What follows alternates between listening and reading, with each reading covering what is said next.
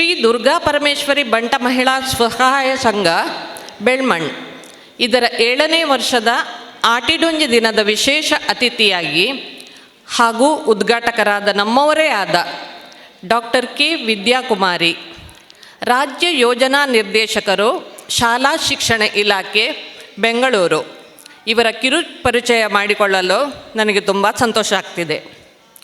Doctor K Vidyakumari ಇವರ ತಂದೆ K Mahabal Rai, ತಾಯಿ ಶಾಂತಾ ರೈ, ಪತಿ ಡಾಕ್ಟರ್ ಡೊಮಿನಿಕ್ ಡಿ, ಮಗ ಅತುಲ. ಇವರು ಮಂಗಳೂರು ತಾಲೂಕಿನ ಪಾವೂರು ಗ್ರಾಮದಲ್ಲಿ ಹುಟ್ಟಿ ಅಲ್ಲೇ ಪ್ರಾಥಮಿಕ ಹಾಗೂ ಪ್ರೌಢ ಶಿಕ್ಷಣ ಪಡೆದಿರುತ್ತಾರೆ. ಮಂಗಳೂರಿನ ಬೆಸೆಂಟ್ ಮಹಿಳಾ ಕಾಲೇಜಿನಲ್ಲಿ PUC ಹಾಗೂ ಪದವಿ ಮುಗಿಸಿರುತ್ತಾರೆ.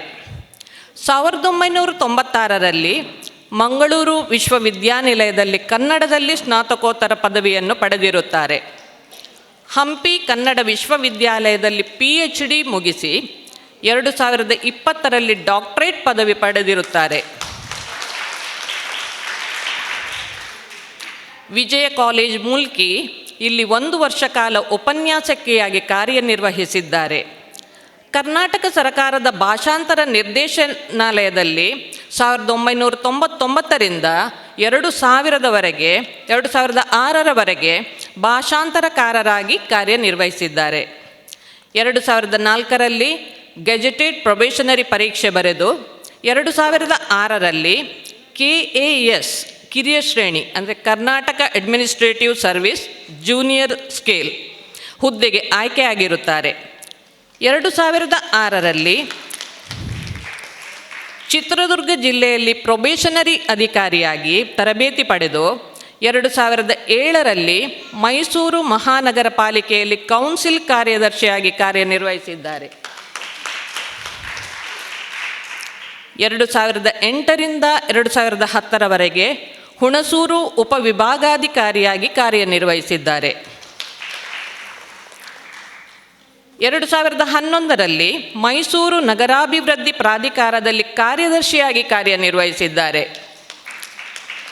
2012ರಲ್ಲಿ ನಗರಾಭಿವೃದ್ಧಿ ಇಲಾಖೆಯಲ್ಲಿ ಜಂಟಿ ನಿರ್ದೇಶಕರಾಗಿ ಹಾಗೂ 2013ರಿಂದ 2014ರವರೆಗೆ ವೈದ್ಯಕೀಯ ಶಿಕ್ಷಣ ಇಲಾಖೆಯಲ್ಲಿ ಸರ್ಕಾರದ ಉಪಕಾರ್ಯದರ್ಶಿಯಾಗಿ ಕಾರ್ಯನಿರ್ವಹಿಸಿದ್ದಾರೆ. 2015ರಿಂದ 2016ರವರೆಗೆ ಕರ್ನಾಟಕ ರಾಜ್ಯ ಪ್ರವಾಸೋದ್ಯಮ ಅಭಿವೃದ್ಧಿ ನಿಗಮದಲ್ಲಿ ಪ್ರಧಾನ ವ್ಯವಸ್ಥಾಪಕರಾಗಿ ಮತ್ತು ಪ್ರವಾಸೋದ್ಯಮ ಇಲಾಖೆಯಲ್ಲಿ ಜಂಟಿ ಆಯುಕ್ತರಾಗಿ ಕಾರ್ಯನಿರ್ವಹಿಸಿದ್ದಾರೆ. 2016ರಿಂದ 2018ರವರೆಗೆ ಕೋಲಾರ ಜಿಲ್ಲೆ ಅಪರ ಜಿಲ್ಲಾಧಿಕಾರಿಯಾಗಿ ಕಾರ್ಯನಿರ್ವಹಿಸಿದ್ದಾರೆ. ನಂತರ 2018ರಲ್ಲಿ ಉಡುಪಿ ಜಿಲ್ಲೆ ಅಪರ ಜಿಲ್ಲಾಧಿಕಾರಿಯಾಗಿ ಕಾರ್ಯನಿರ್ವಹಿಸಿದ್ದಾರೆ. 2020ರಲ್ಲಿ ಬೆಂಗಳೂರು ವಿಭಾಗದ ಅಪರ ಪ್ರಾದೇಶಿಕ ಆಯುಕ್ತರಾಗಿ ಹಾಗೂ IMA ಜಂಟಿ ಕಾರ್ಯದರ್ಶಿಯಾಗಿ ಕಾರ್ಯನಿರ್ವಹಿಸಿದ್ದಾರೆ. ಜನವರಿ 2014ರ ಬ್ಯಾಚ್ನಲ್ಲಿ ಭಾರತೀಯ ಆಡಳಿತ ಸೇವೆಗೆ ಪದೋನ್ನತಿ ಹೊಂದಿ ಏಪ್ರಿಲ್ 2021ರಿಂದ ಜೂನ್ 2023ರವರೆಗೆ ತುಮಕೂರು ಜಿಲ್ಲೆಯ ಜಿಲ್ಲಾ ಪಂಚಾಯತ್ನಲ್ಲಿ ಮುಖ್ಯ ಕಾರ್ಯನಿರ್ವಾಹಕ ಅಧಿಕಾರಿಯಾಗಿ ಕಾರ್ಯನಿರ್ವಹಿಸಿದ್ದಾರೆ. ಜುಲೈ 2023ರಿಂದ ಜೂನ್ 2025ರವರೆಗೆ ಉಡುಪಿ ಜಿಲ್ಲೆಯಲ್ಲಿ ಜಿಲ್ಲಾಧಿಕಾರಿಯಾಗಿ ಕಾರ್ಯನಿರ್ವಹಿಸಿದ್ದಾರೆ. ಪ್ರಸ್ತುತ ಶಿಕ್ಷಣ ಇಲಾಖೆಯ ಸಮಗ್ರ ಶಿಕ್ಷಣ ಕರ್ನಾಟಕದಲ್ಲಿ ರಾಜ್ಯ ಯೋಜನಾ ನಿರ್ದೇಶಕರಾಗಿ ಕಾರ್ಯನಿರ್ವಹಿಸುತ್ತಿದ್ದಾರೆ. ಇವರಿಗೂ ಇವರ ಕುಟುಂಬಕ್ಕೂ ಶ್ರೀ ದುರ್ಗಾ ಪರಮೇಶ್ವರಿ ದೇವಿಯು ಸುಖ, ಸಂಪತ್ತು, ಆಯುರಾರೋಗ್ಯ, ನೆಮ್ಮದಿ, ಭಾಗ್ಯ ಕೊಟ್ಟು ಕಾಪಾಡಲಿ ಎಂದು ಹಾರೈಸುತ್ತಾ ಅವಕಾಶಕ್ಕಾಗಿ ವಂದನೆಗಳು.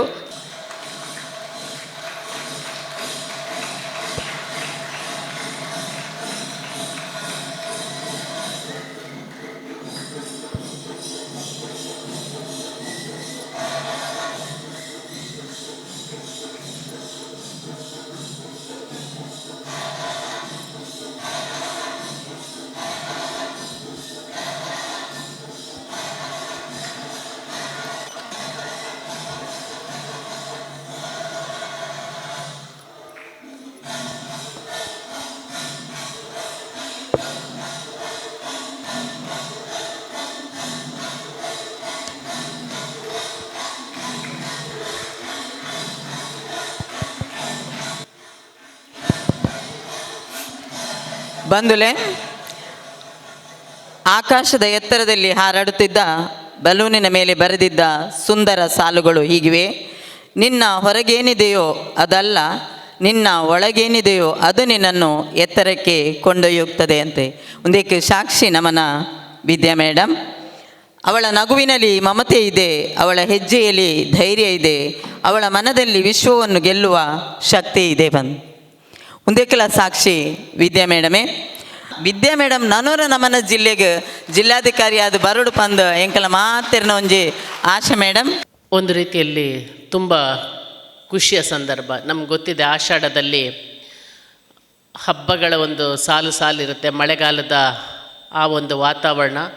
ಅದ್ರ ಜೊತೆಗೇ ಆಷಾಢದಲ್ಲಿ ಹಬ್ಬಗಳನ್ನು ಮಾಡ್ತಾ ಇರ್ತೀವಿ. ಆ ಹಬ್ಬದ ಜೊತೆಗೆ ಈ ಒಂದು ಆಟಿದ ಕೂಟ ಅನ್ನುವಂಥದ್ದು ಸಾಮಾನ್ಯವಾಗಿ ಹಿಂದಿನಿಂದ ನಡ್ಕೊಂಡು ಬಂದಂಥ ಒಂದು ಪದ್ಧತಿ. ಸಾಕಷ್ಟು ವರ್ಷ ಅದು ಮರೆಯಾಗಿತ್ತು.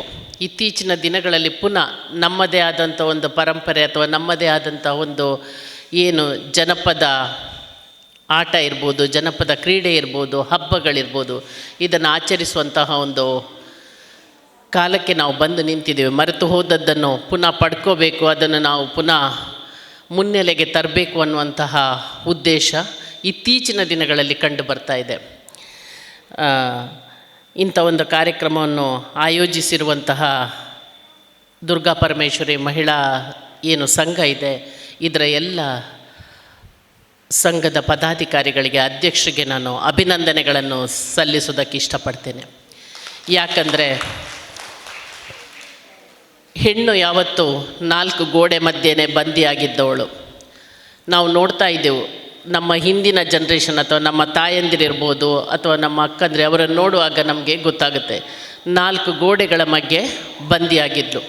ಆದರೆ ಇತ್ತೀಚೆಗೆ ಆಕೆ ಹೊರಗಡೆ ಕಾಲಿಡ್ತಾ ಇದ್ದಾಳೆ. ಒಂದು ಸಾರ್ವಜನಿಕ ಸ್ಪೇಸ್, ಪಬ್ಲಿಕ್ ಸ್ಪೇಸ್ ಅಂತ ಹೇಳ್ತೀವಿ ನಾವು, ಆ ಸಾರ್ವಜನಿಕ ಸ್ಪೇಸಿಗೆ ಆಕೆ ಬರ್ತಾ ಇದ್ದಾಳೆ. ಇತ್ತೀಚಿನ ದಿನಕ್ಕೆ ಆಕೆಯ ಒಂದು ಸಾಮರ್ಥ್ಯವನ್ನು ತೋರ್ಪಡಿಸೋದಕ್ಕೆ ಆಕೆಗೆ ಒಂದು ಅವಕಾಶ ಸಿಗ್ತಾ ಇದೆ, ಅಥವಾ ಅವಕಾಶವನ್ನು ಅವಳು ಮಾಡ್ಕೊಳ್ತಾ ಇದ್ದಾಳೆ. ಹೆಣ್ಣು ಮಾಡ್ಕೊಳ್ತಾ ಇದ್ದಾಳೆ, ಆ ಅವಕಾಶ ತನ್ನದಾಗಬೇಕು ಅಂತ ಆಕೆ ಪ್ರಯತ್ನ ಮಾಡ್ತಾ ಇದ್ದಾಳೆ. ಅಂಥ ಇಷ್ಟು ಜನ ಹೆಣ್ಣು ಮಕ್ಕಳು ಹೊರಗಡೆ ಬಂದು ಒಂದು ಕಾರ್ಯಕ್ರಮದಲ್ಲಿ ಭಾಗಿಯಾಗುವಂಥದ್ದು. ಈಗಾಗಲೇ ಹೇಳಿದರು, ಮನೆಯಲ್ಲಿ ಏನು ಸಾಕಷ್ಟು ಕೆಲಸಗಳಿದೆ, ಮನೆ ಜವಾಬ್ದಾರಿ ಇದೆ, ಅದನ್ನೆಲ್ಲ ನೋಡಿ ಅದನ್ನೆಲ್ಲ ಮಾಡಿ ಮನೆಗೆ ಬೀಗ ಹಾಕಿ ಹೆಣ್ಮಗಳು ಈ ಕಾರ್ಯಕ್ರಮಕ್ಕೆ ಬರುವಂಥದ್ದು. ಬೆಳಿಗ್ಗೆಯಿಂದ ಎಲ್ಲ ಈ ಕಾರ್ಯಕ್ರಮಕ್ಕೆ ಬರಬೇಕಿದ್ರೆ ಬೆಳಗ್ಗೆ ಬೇಗ ಎದ್ದು ಎಲ್ಲ ಅಡುಗೆ ಮಾಡಿ ಎಲ್ಲ ವ್ಯವಸ್ಥೆ ಮಾಡಿ, ಅಥವಾ ಕೆಲಸದವರಿದ್ದರೆ ಅವ್ರದ್ದು ವ್ಯವಸ್ಥೆ ಮಾಡಿ ಎಲ್ಲವನ್ನು ಬರುವಂಥದ್ದಿದ್ರೆ ಅದು ಒಂದು ಜವಾಬ್ದಾರಿಯುತವಾದಂತಹ ಮನೆ ಕೆಲಸ ಅನ್ನುವಂಥದ್ದು ಸಣ್ಣದಲ್ಲ. ಮನೆಯದ್ದು ಜವಾಬ್ದಾರಿ, ಗೃಹಿಣಿ ಒಬ್ಬ ಮಹಿಳೆ ಮನೆಯ ಜವಾಬ್ದಾರಿ ತಗೊಳ್ಳೋದಂದರೆ ಅದು ಬೆಳಿಗ್ಗೆಯಿಂದ ಸಂಜೆ ತನಕ ಆಕೆಯ ಕೆಲಸಕ್ಕೆ ವೇತನ ಇಲ್ಲ.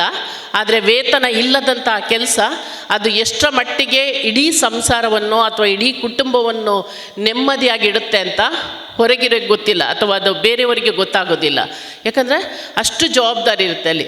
ಸಣ್ಣದಲ್ಲ, ಬೆಳಿಗ್ಗೆ ಎದ್ದಂತಿಂದ ಮಕ್ಕಳನ್ನು ನೋಡ್ಕೊಳ್ಳುವಂಥದ್ದು, ಮಕ್ಕಳನ್ನು ಮ್ಯಾನೇಜ್ ಮಾಡುವಂಥದ್ದು, ಮನೆಯ ಹಿರಿಯರನ್ನು ನೋಡಿಕೊಳ್ಳುವಂಥದ್ದು, ಮನೆಯನ್ನು ಸುಧಾರಿಸುವಂಥದ್ದು, ಅಡಿಗೆ ಮಾಡುವಂಥದ್ದು ಚಿಕ್ಕ ಪುಟ್ಟ ಕೆಲಸ ಅಲ್ಲ. ನೋಡೋದಕ್ಕೆ ಮಾತ್ರ ಅದು ಸಣ್ಣದಂತ ಅನ್ನಿಸಿದೆ. ಅಂಥ ಜವಾಬ್ದಾರಿಯನ್ನು ನಿರ್ವಹಿಸಿಕೊಂಡು ಕೂಡ ಇಂಥ ಒಂದು ಒಟ್ಟಾಗಬೇಕು, ನಾವೆಲ್ಲರೂ ಒಟ್ಟಿಗೆ ಒಂದು ಹಬ್ಬವನ್ನು ಮಾಡಬೇಕು, ಒಂದು ಕಾರ್ಯಕ್ರಮವನ್ನು ಮಾಡಬೇಕು ಅಂತ ಬಂದಿರುವಂಥದ್ದು ಅದು ನಿಜವಾಗ್ಲೂ ವಿಶೇಷವಾದದ್ದು. ಅದ್ರ ಜೊತೆಗೆ ಈ ದುರ್ಗಾ ಪರಮೇಶ್ವರಿ ಬಂಟ ಮಹಿಳಾ ಸಂಘ ಒಂದು ಮಹಿಳೆಯರಲ್ಲಿ ಒಂದು ಆರ್ಥಿಕ ಸ್ವಾವಲಂಬನೆಯನ್ನು ಮಾಡಬೇಕು, ಅಥವಾ ಅವರ ಸ್ವಂತವಾಗಿ ಅವರು ಏನಾದರೂ ಮಾಡಬೇಕು ಅನ್ನುವಂಥ ಪ್ರಯತ್ನವನ್ನು ಕೂಡ ಮಾಡ್ತಾ ಇರುವಂಥದ್ದು. ಒಂದು ತನ್ನದಾದ ಸಣ್ಣದಾದ ಅಮೌಂಟನ್ನು ಕೂಡಿಟ್ಟುಕೊಂಡು ಅದನ್ನು ಸದಸ್ಯತ್ವದ ರೂಪದಲ್ಲಿ ತಗೊಂಡು ಅದನ್ನು ಕೂಡಿಟ್ಕೊಂಡು ನಂತರ ಯಾರಿಗೆ ಅವಕಾಶ ಸ್ವಲ್ಪ ಏನು ಕಷ್ಟದ ಸಂದರ್ಭ ಇದೆ ಅಥವಾ ಅವರಿಗೆ ಹಣದ ಅವಶ್ಯಕತೆ ಇರುವಾಗ ಅವರಿಗೆ ಅದನ್ನು ವಾಪಸ್ ಕೊಡುವಂಥದ್ದು ನಿಜವಾಗ್ಲೂ ಒಳ್ಳೆಯ ಪ್ರಯತ್ನ. ಯಾಕಂದರೆ ಈ ಬೆಳ್ಮಣ್ಣು ಭಾಗ ಒಂದು ರೀತಿಯಲ್ಲಿ ತೀರ ನಗರವೂ ಅಲ್ಲದಂಥ ಹಳ್ಳಿಯೂ ಅಲ್ಲದ ಒಂದು ಮಧ್ಯದಲ್ಲಿರುವಂಥ ಜಾಗ. ಅಂಥ ಹಳ್ಳಿಯ ಗ್ರಾಮೀಣ ಭಾಗದ ವಾತಾವರಣನೇ ಹೆಚ್ಚಿದೆ. ಅಂಥ ಸಂದರ್ಭದಲ್ಲಿ ಹೆಣ್ಣು ಮಕ್ಕಳಿಗೆ ಒಂದು ಈ ಕಾರಣಕ್ಕೋಸ್ಕರ ಅವರ ಕಾಲ ಮೇಲೆ ನಿಲ್ಲುವಂಥದ್ದು ಮತ್ತು ಅವರದೇ ಆದ ಒಂದು ಬದುಕನ್ನು ಕಟ್ಟಿಕೊಳ್ಳುವುದಕ್ಕೆ ಅವಕಾಶ ಕೊಟ್ಟಿರುವಂಥದ್ದು ಅದು ನಿಜವಾಗ್ಲೂ ಒಳ್ಳೆಯ ಬೆಳವಣಿಗೆ ಅಂತ ಹೇಳ್ಬೋದು. ಅದರಿಂದಾಗಿ ಈ ಒಂದು ಖುಷಿಯ ಸಂದರ್ಭ, ಈ ಕೂಟದಲ್ಲಿ ಇಷ್ಟು ಜನ ಮಹಿಳೆಯರು ನಾವಿದ್ದೇವೆ, ಇಷ್ಟು ಜನ ಮಹಿಳೆಯರು ಈ ಕಾರ್ಯಕ್ರಮದಲ್ಲಿ ಸೇರಿಕೊಂಡಿದ್ದಾರೆ. ನಾವು ಯೋಚನೆ ಮಾಡಬೇಕಾದ್ದು ಈಗ ನಮ್ಮ ಬಗ್ಗೆಗಿಂತ ನಮ್ಮ ಮುಂದಿನ ಮಕ್ಕಳ ಭವಿಷ್ಯ ಏನು ಅಂತ, ನಮ್ಮ ಜವಾಬ್ದಾರಿ ಅದರಲ್ಲಿ ಏನು ಅನ್ನೋದನ್ನು ನಾವು ಯೋಚನೆ ಮಾಡಬೇಕಾಗಿದೆ. ಮುಖ್ಯವಾಗಿ ಅದರಲ್ಲೂ ಹೆಣ್ಣು ಮಕ್ಕಳು. ಬಂಟ ಸಮಾಜ ನಾನು ನೋಡಿದ ಮಟ್ಟಿಗೆ ತುಂಬ ಚೆನ್ನಾಗಿದೆ. ನಾನು ಅದರ ಭಾಗವಾಗಿ ಇರುವವಳು. ಹೊರಗಡೆ ನೋಡೋದಕ್ಕೆ ತುಂಬ ಚೆನ್ನಾಗಿ ಕಾಣಿಸ್ತದೆ. ನಾವು ಎಲ್ಲೂ ಕೂಡ ಯಾವತ್ತೂ ಬಿಟ್ಟು ಕೊಡೋದಿಲ್ಲ ಅಥವಾ ಹೊರಗಡೆ ತೋರಿಸ್ಕೊಳ್ಳೋದಿಲ್ಲ. ಎಲ್ಲವನ್ನು ಒಳಗಡೆ ಮುಚ್ಚಿಟ್ಟುಕೊಂಡು ಹೊರಗಡೆ ಒಂದು ರೀತಿಯ ಬದುಕನ್ನು ಬದುಕ್ತಾ ಇದ್ದೇವೆ. ಯಾವತ್ತೂ ನಾವು ಹೊರಗಡೆ ಬರೋದಿಲ್ಲ, ಇನ್ನೊಬ್ಬರಿಗೆ ಗೊತ್ತಾಗಬಾರ್ದು, ಇನ್ನೊಬ್ಬರಿಗೆ ತೋರಿಸಬಾರ್ದು ಅನ್ನುವಂಥದ್ದು ಅದಲ್ಲ. ನಮ್ಮ ವಾಸ್ತವವನ್ನು ನಾವು ಅರ್ಥ ಮಾಡ್ಕೊಳ್ಬೇಕು. ವಾಸ್ತವ ಏನು, ನಮ್ಮದು ಏನು ಬದುಕು. ನಮ್ಮಲ್ಲಿ ಎಷ್ಟೋ ಹೆಣ್ಣು ಮಕ್ಕಳು ಇವತ್ತು ಕೂಡ ವಿದ್ಯಾಭ್ಯಾಸ ಇಲ್ಲದೇ ಇದ್ದಾರೆ. ಎಷ್ಟೋ ಹೆಣ್ಣು ಮಕ್ಕಳು ಮದುವೆ ಆಗದೇ ಇದ್ದಾರೆ. ಎಷ್ಟೋ ಹೆಣ್ಣು ಮಕ್ಕಳು ಮದುವೆ ಆಗದೆ ಇವತ್ತಿಗೂ ಕೂಡ ಇದ್ದಾರೆ ಮನೆಗಳಲ್ಲಿ. ಅಂದರೆ ಮದುವೆ ಮಾಡೋದಕ್ಕೂ ಕೂಡ ಕಷ್ಟ ಸಾಧ್ಯ ಆದಂಥ ಸಂದರ್ಭಗಳು ಎಷ್ಟೋ ಹೆಣ್ಣು ಮಕ್ಕಳದಿದೆ. ಈ ರೀತಿಯ ಒಂದು ಪರಿಸರನ ನಾವು ನಿಜವಾಗ್ಲೂ ನಾವು ಅರ್ಥ ಮಾಡ್ಕೊಳ್ಬೇಕಾಗತ್ತೆ. ಅದರಿಂದಾಗಿ ನಮ್ಮ ಮಕ್ಕಳ ಮುಂದಿನ ಭವಿಷ್ಯ ಏನು, ನಮ್ಮ ಹೆಣ್ಮಕ್ಕಳಿಗೆ ನಾವು ಮುಂದೆ ಏನು ಕೊಡಬೇಕು ಅನ್ನೋದನ್ನು ಯೋಚನೆ ಮಾಡಬೇಕು. ನಮ್ಮ ಹೆಣ್ಮಕ್ಕಳನ್ನು ಎಲ್ಲದಕ್ಕಿಂತ ಮುಖ್ಯವಾಗಿ ಅವರ ಕಾಲ ಮೇಲೆ ಅವರು ನಿಲ್ಲುವುದಕ್ಕೆ ನಾವು ವ್ಯವಸ್ಥೆ ಮಾಡಬೇಕಾಗತ್ತೆ.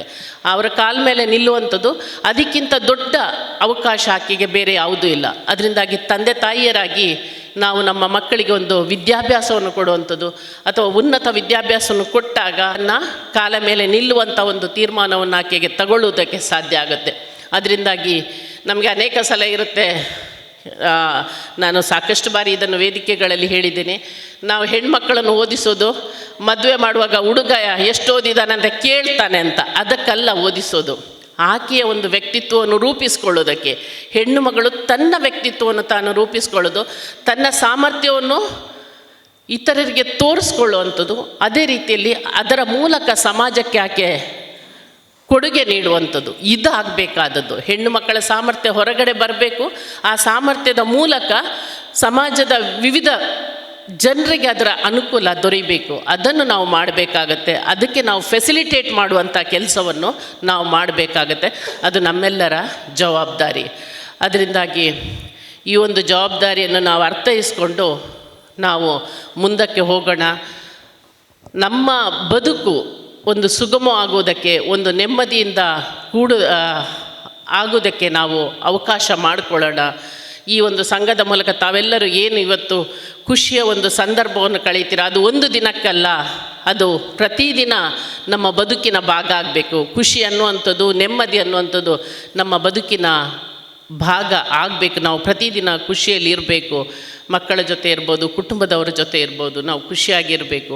ಅದಕ್ಕೆ ಪೂರಕವಾದಂಥ ಒಂದು ವ್ಯವಸ್ಥೆಯನ್ನು ನಾವು ಮಾಡಿಕೊಂಡು ಮುಂದೆ ಸಾಗೋಣ ಅಂತ ಹೇಳ್ತಾ, ಈ ಒಂದು ನಿಜವಾಗಲೂ ಇವರು ಶ್ರೀಮತಿ ರೂಪಾ ಶೆಟ್ಟಿಯವರು 2 ತಿಂಗಳ ಹಿಂದಿಂದ ನನ್ನನ್ನು ಕರೆದು, 2 ತಿಂಗಳ ಹಿಂದೆಯೇ ನೀವು ಈ ಸಲ ಬರಲೇಬೇಕು ಅಂತ. 2 ಸಲ ನಾನು DC ಇರುವಾಗ ಅವರು ಕರೆದಿದ್ದರು, ಬರಲಿಕ್ಕೆ ಆಗಲಿಲ್ಲ.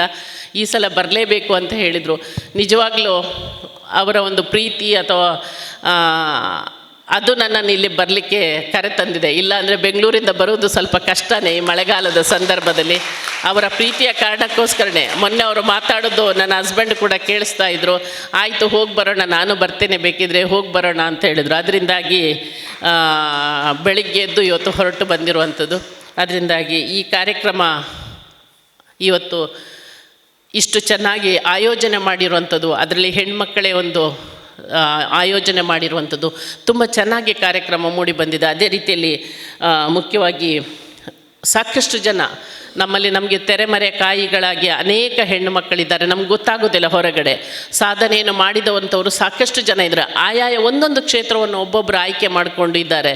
ಅದರಿಂದಾಗಿ ಅವರೆಲ್ಲ ನಮಗೆ ಒಂದು ರೀತಿಯ ಮಾದರಿಗಳು. ಅದೇ ರೀತಿಯಲ್ಲಿ ನಮ್ಮ ಮಕ್ಕಳಿಗೆ ಕೂಡ ಅವರು ಮಾದರಿಯಾಗಿರ್ತಾರೆ. ಅವರನ್ನು ನೋಡಿ ಕಲಿಯುವಂಥದ್ದು ಇರುತ್ತೆ. ಅವರ ಬದುಕಿನ ಅವರು ತುಂಬ ಕಷ್ಟದಿಂದ ಬರ್ಬೋದು ಅಥವಾ ಬೇರೆ ಬೇರೆ ಒಂದು ಅಡೆತಡೆಗಳನ್ನು ಮೆಟ್ಟಿ ನಿಂತವರು ಇವತ್ತು ಆ ಸ್ಥಾನಕ್ಕೆ ಬಂದಿರ್ತಾರೆ. ಸುಲಭ ಆಗಿರೋದಿಲ್ಲ. ಯಾವತ್ತು ದಾರಿ ತುಂಬ ಕಷ್ಟ ಇರುತ್ತೆ. ಆ ಕಷ್ಟಗಳನ್ನು ದಾಟಿ ಮೇಲೆ ಬಂದಾಗಲೇ ನಾವು ಏನಾದರೂ ಸಾಧಿಸುವುದಕ್ಕೆ ಖಂಡಿತ ಸಾಧ್ಯ ಆಗುತ್ತೆ.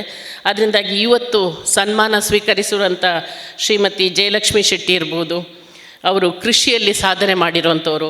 ಅದೇ ರೀತಿಯಲ್ಲಿ ಶ್ರೀಮತಿ ಶುಭಾ ಶೆಟ್ಟಿಯವರು, ಅದೇ ರೀತಿಯಲ್ಲಿ ಪೂರ್ಣಿಮಾ ಎಸ್ ಶೆಟ್ಟಿಯವರು, ಇವರನ್ನೆಲ್ಲ ನಾನು ಈ ಸಂದರ್ಭದಲ್ಲಿ ಅಭಿನಂದಿಸೋದಕ್ಕೆ ಇಷ್ಟಪಡ್ತೇನೆ. ಯಾಕಂದರೆ ಅವರ ಒಂದು ಬದುಕು ನಮ್ಮ ಮಕ್ಕಳಿಗೆ ಪ್ರೇರಣೆ ಆಗಲಿ ಅಂತ ಬಯಸ್ತಾ ಈ ಕಾರ್ಯಕ್ರಮಕ್ಕೆ ನನ್ನನ್ನು ಕರೆದು ಇವತ್ತು ಪ್ರೀತಿಯಿಂದ ಕರೆದು ಮಾತನಾಡೋದಕ್ಕೆ ಅವಕಾಶ ಮಾಡಿಕೊಟ್ಟಿದ್ದೀರಾ. ತಮ್ಮೆಲ್ಲರಿಗೆ ವಂದಿಸ್ತಾ ಈ ಅವಕಾಶಕ್ಕೆ ವಂದಿಸ್ತಾ ನನ್ನ ಮಾತುಗಳನ್ನು ಮುಗಿಸ್ತೇನೆ. Thank you.